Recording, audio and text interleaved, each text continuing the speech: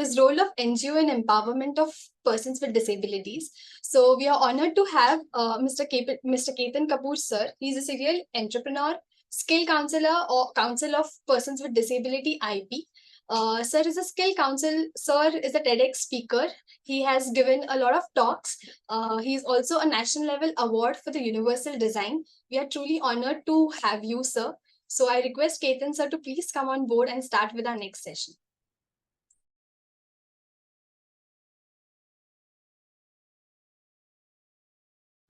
Am I correctly audible and visual? Yes, sir. We are completely able to hear you. Thank you. So, my greetings to all. Good evening, good afternoon. And I feel myself very fortunate to be able to join a few minutes early and go through the stream people who were discussing on the topic. So I missed the title of the topic, and it was really very close to my heart and my profession thoughts. And I wish to learn more if there's a recording of you all on the same discussion. Anita and other people, I had the privilege of learning and growing with them in the last few years.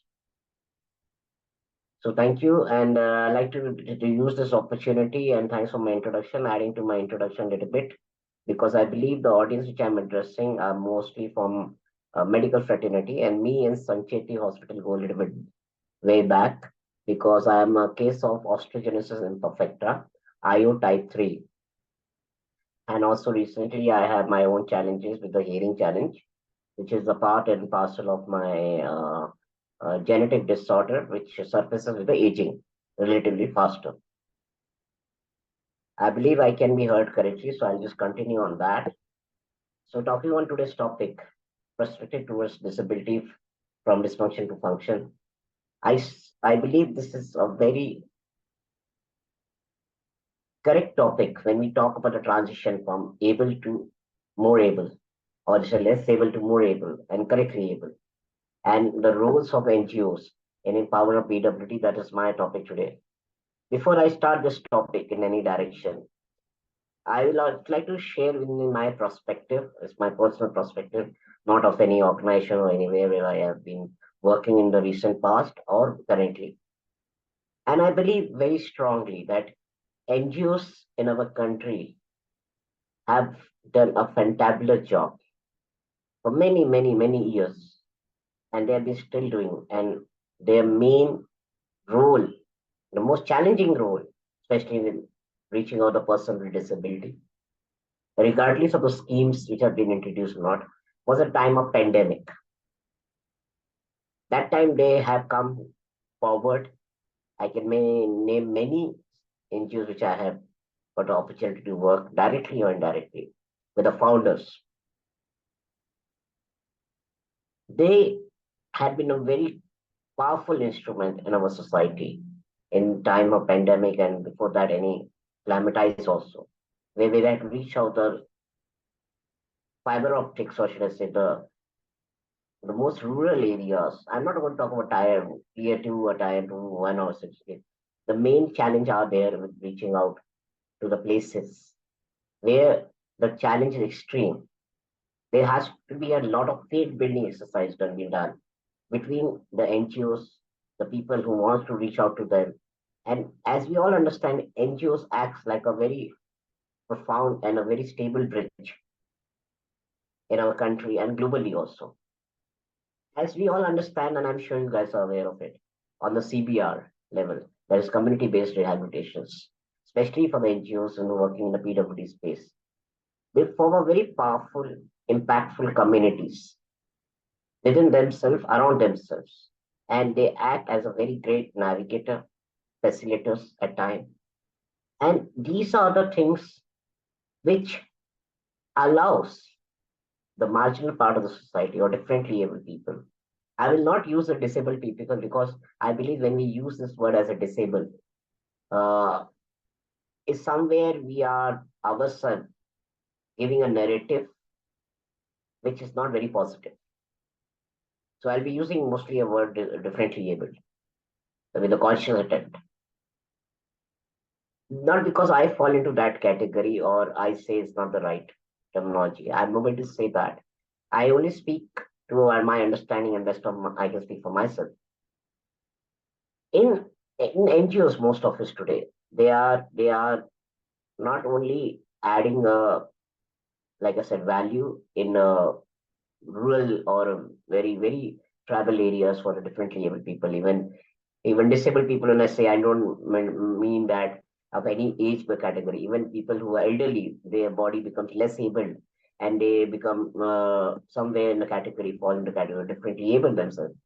Whatever the medical reasons would be, NGOs have been doing job, not only facilitating them, making understand. They are also at times there is a vacuum which has been felt, where NGO has been filling that gap from decades and decades, is the mental health. Because many times a differently able person might look for a particular type of differently abled or disability, as we understand, but they are going through a lot of uh, mental challenges.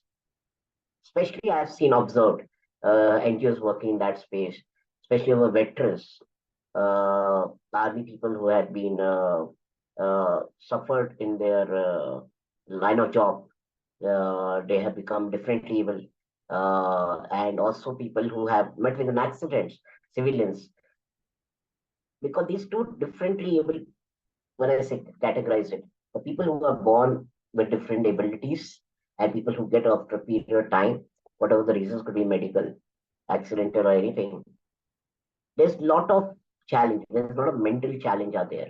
The person born with that different ability is somewhere, I feel, and I can say from a small tiny personal experience, is different.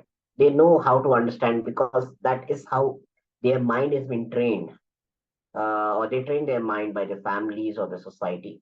They learn to cope up with it. But the basic challenge and mental balance, at times seen, not able to tackle with it for differently able people who goes at a particular certain age. They go through a particular depressions. Uh, some people in extreme cases have suicidal tendencies, where the NGOs are working on the both the ways, mental and physical both, to help them out. And many times I have seen where we have machineries like Department of Empowerment and Person with Disability. They have been working also beautifully in the space, but still there's an undeniable truth that NGOs plays a very vital role in spite of having all these bodies supporting, channelizing, and enriching those things which needs to be addressed for the differently able people. Now, when I speak in my professional journey and my personal journey, if I club it together, I had been understanding that many times, especially from the CSR point of view, uh, NGOs are misunderstood.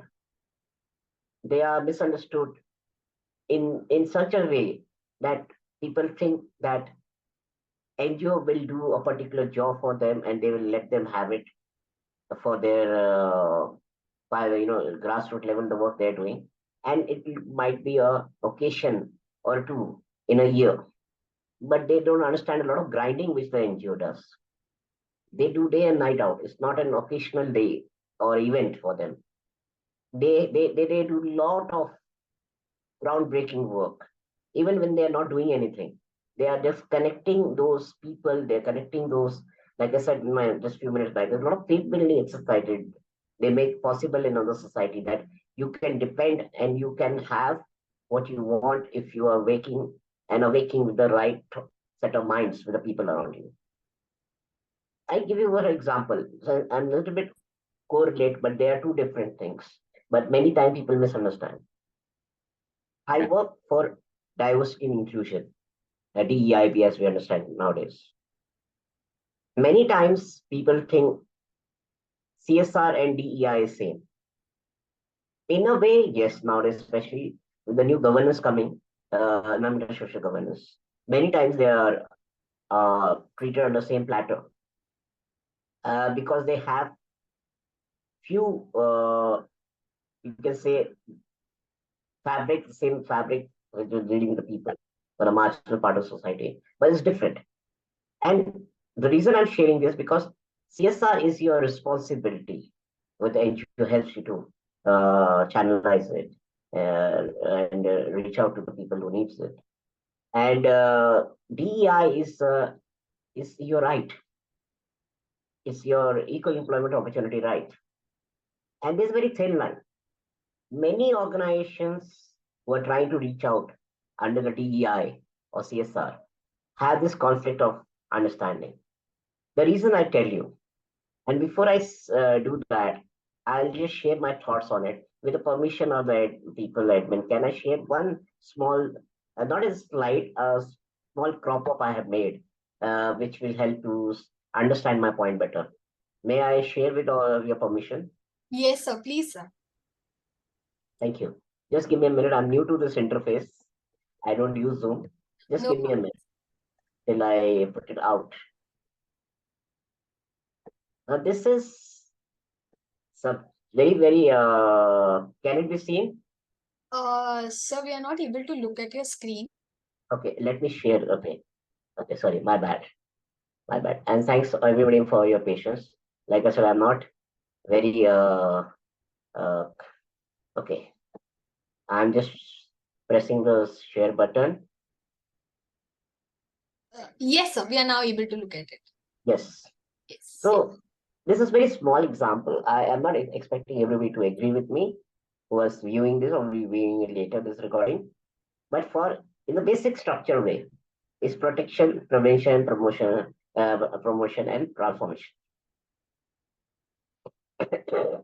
In protection, as you can read, providing relief to the victims of disaster and assisting the poor. That's one marginal part of the society at the time of the any kind of calamity or impact or something. We can now put it in the bracket of differently able people who are impacted because of whatever the reasons they fall into the category or differently able people.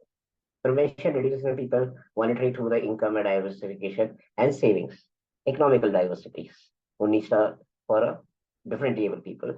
Promoting increasing people with chances and opportunity, connecting them as a bridge. Like I said, and I use many times, NGOs act like a stable bridge. There's a very small difference how people conceive in their mind. Transformation, reducing social, political, and economical exclusion or opposition. So when you use exclusion, there's no inclusion. To make it inclusion understood, they have to nullify the exclusion part of it. I'm just stopping sharing my screen right now and continuing my point. And this is, I'll just make it more interactive. There should not be a one monologue. I'm only talking. Anybody can raise their hand, tell me if anybody knows from there. I'm sure there might be many people raise their hand. Which was the first NGO of India and formed by whom? Please don't Google it. Anybody?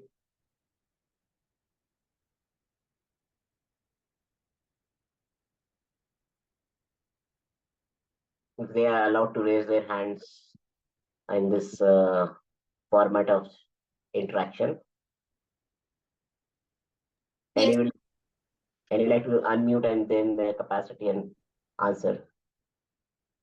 So actually, they aren't allowed to unmute themselves, but definitely all the participants, you can just put your answers in the chat box.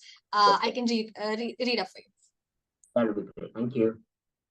Anybody who knows it without Googling, is a tip of their remembrance or something.